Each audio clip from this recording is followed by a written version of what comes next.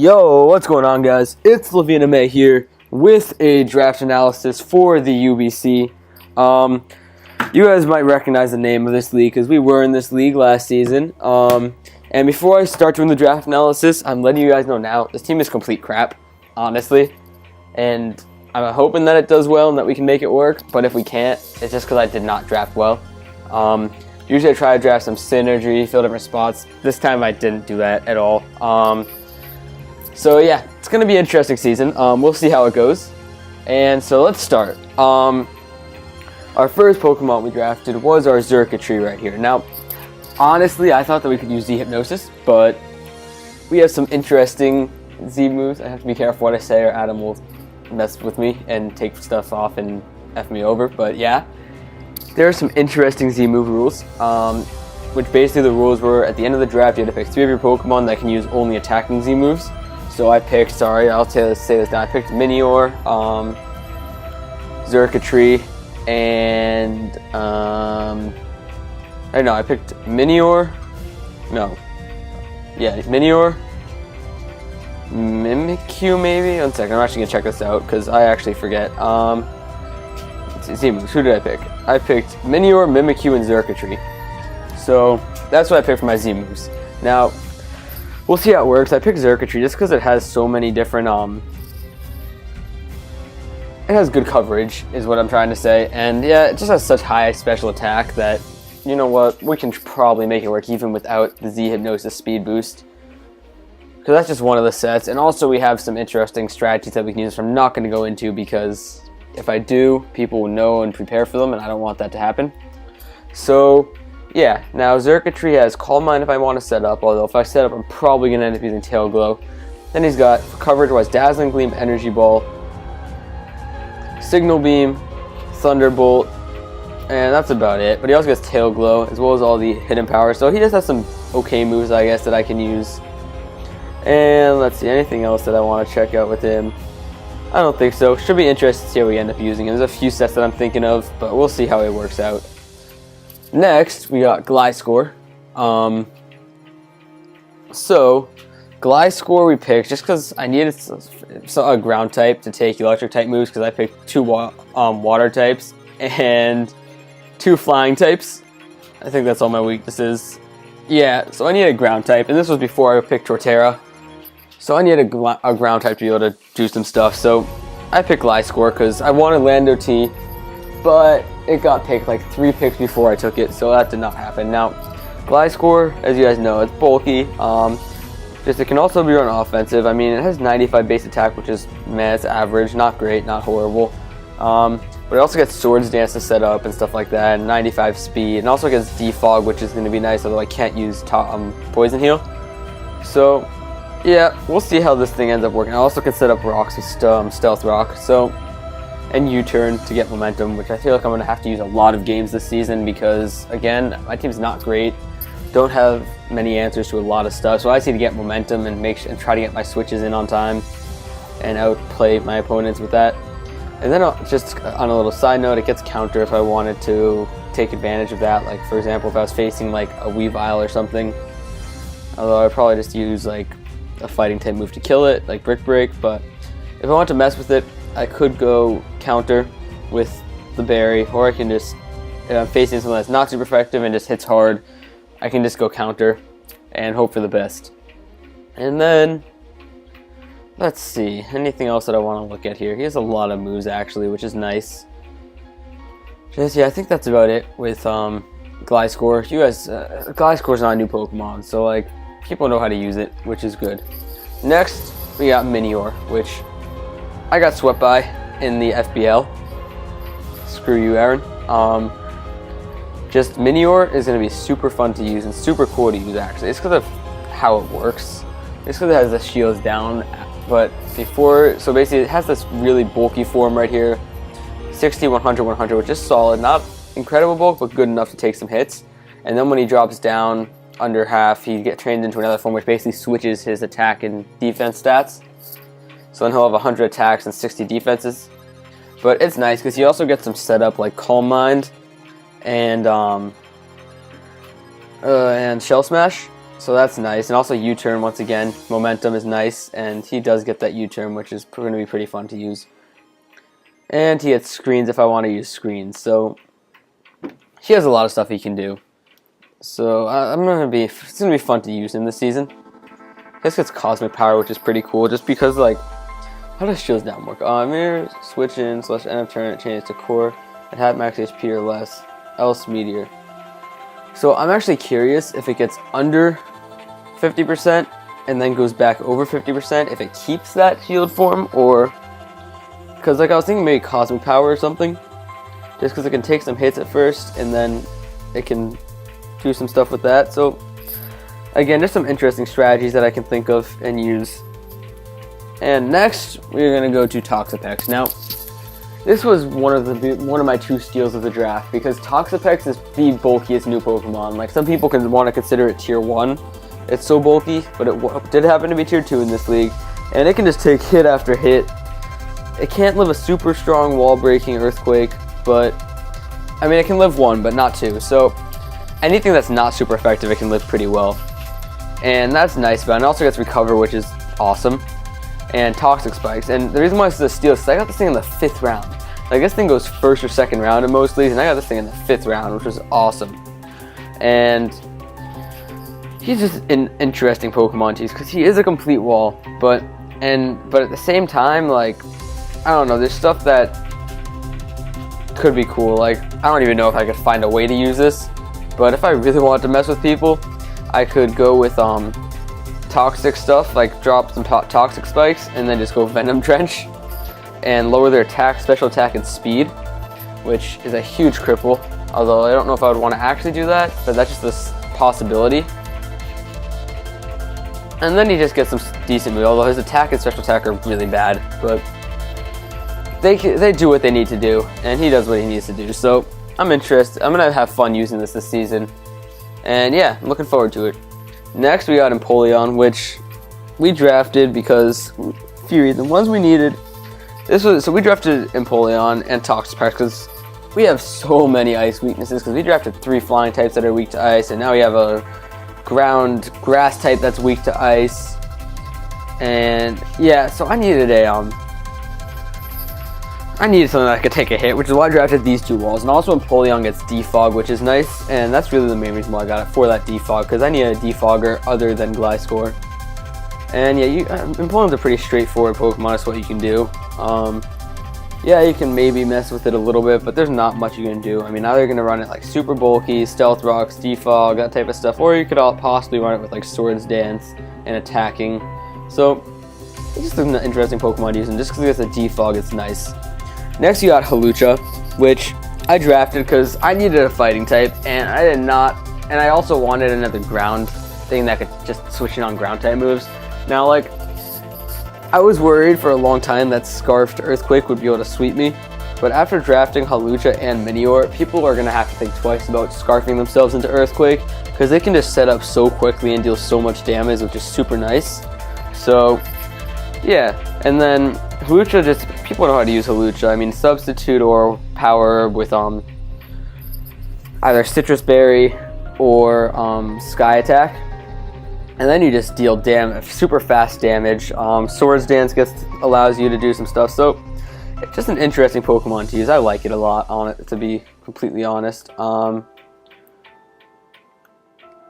yeah, again, pretty straightforward as to what it can do. Also gets that U-turn again.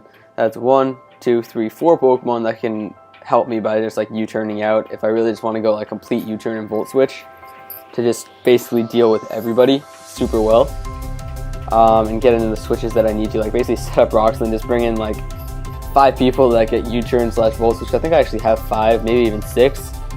So that would be nice. That's gonna be fun if I do that one week, because it's gonna get to the point where they just like can't switch anymore, because they're just going to keep taking damage from hazards, which is going to be nice.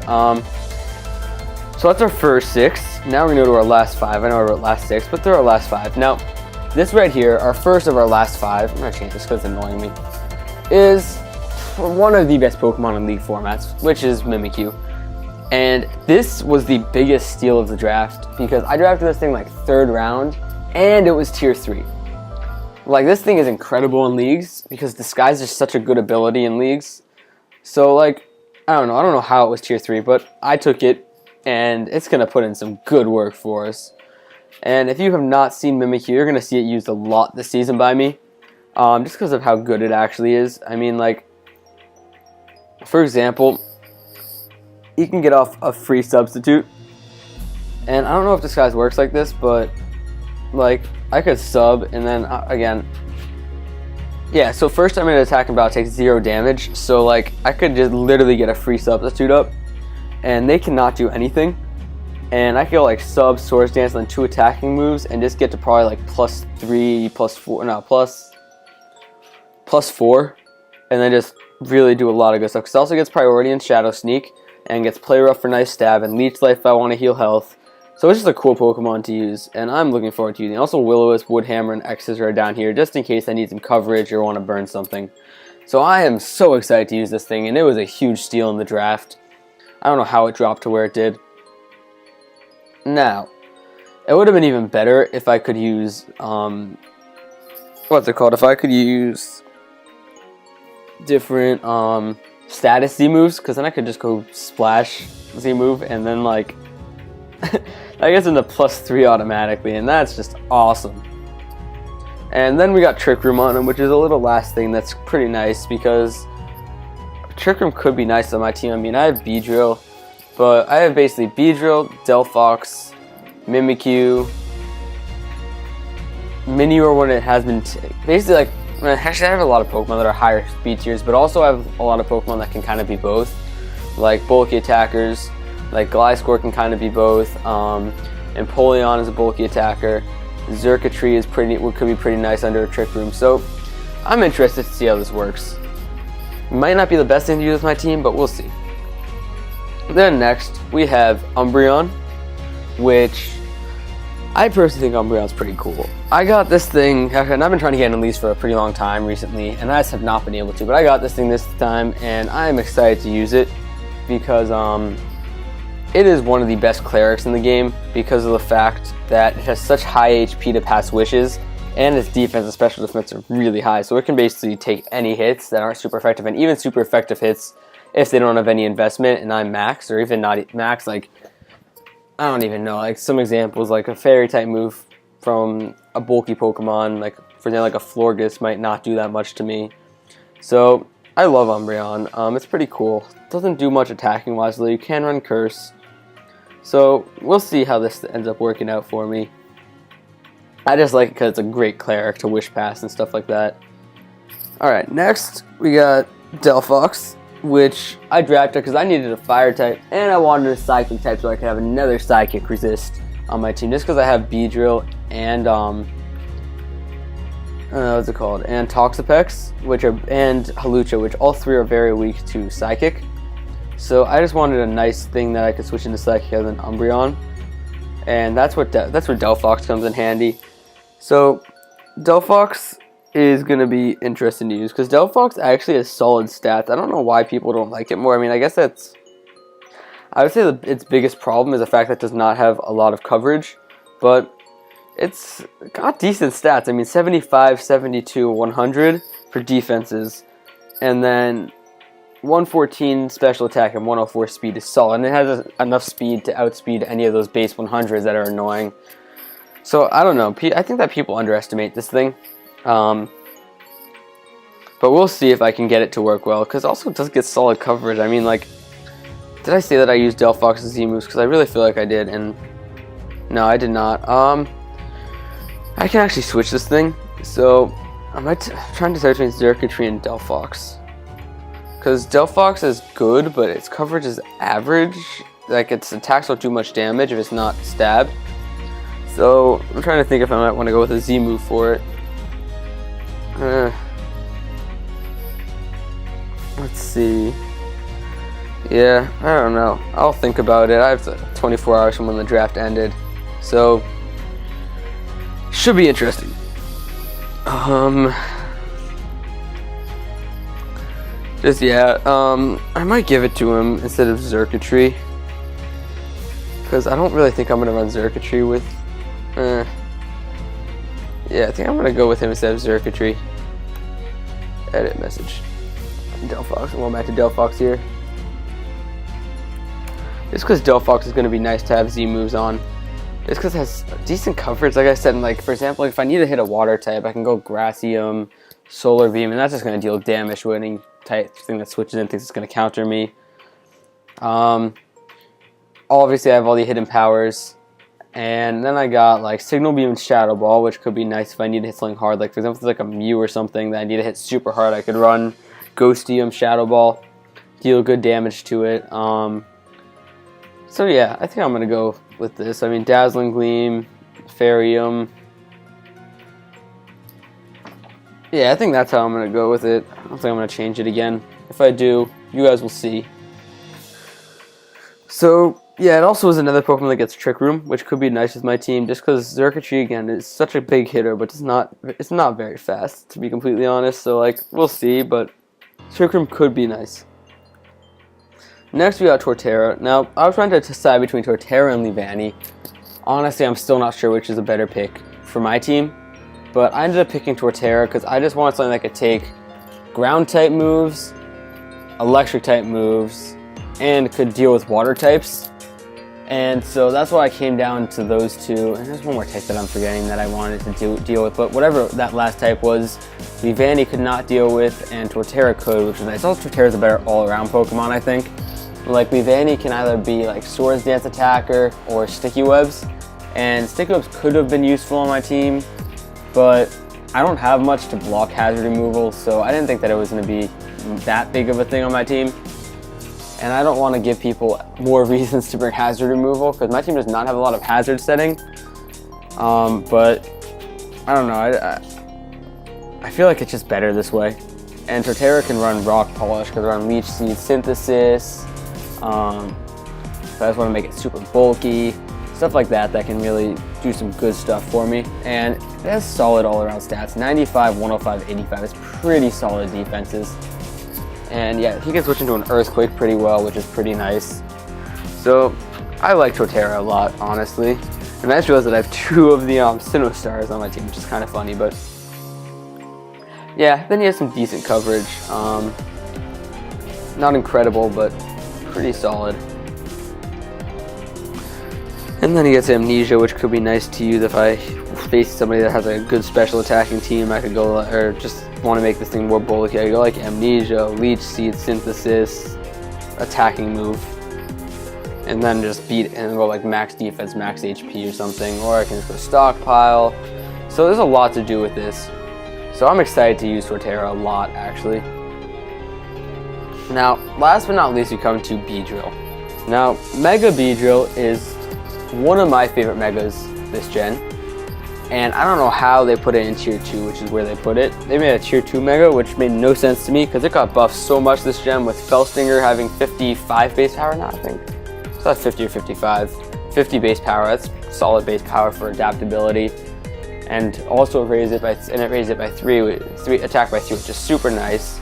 And so that's nice about Beedrill. And also they made the speed boost come in immediately when he Mega Evolves, so that was also boost buffed. And so I think he should have been Tier 1, but I'm not going to complain because I got him Tier 2 and he's going to do a lot of cool stuff for me. So I am looking forward to using Beedrill. Just such a good Pokemon. Another U-turner, which is nice. So yeah, we'll see how he ends up doing, but I think I'm feeling pretty good about him. Alright guys, so that is our draft analysis. Ooh, he has Iron Defense, what? Can I hear bulky Mega Beedrill? Am I crazy? What's his max HP? 333, which isn't horrible. And then let's see. That's nothing. Plus special defense, minus special attack. And then he gets ×2 right there. I don't know, possibility right there. Well, if I did this, I'd probably put him more like 150 right here. And just one up to there. We'll see. Interesting idea. Probably won't do it, but who knows. Crazy stuff happens in leagues. So I hope you guys enjoy that. And I did this for you, Adam, so you better leave me a like. And yeah, peace out, YouTube.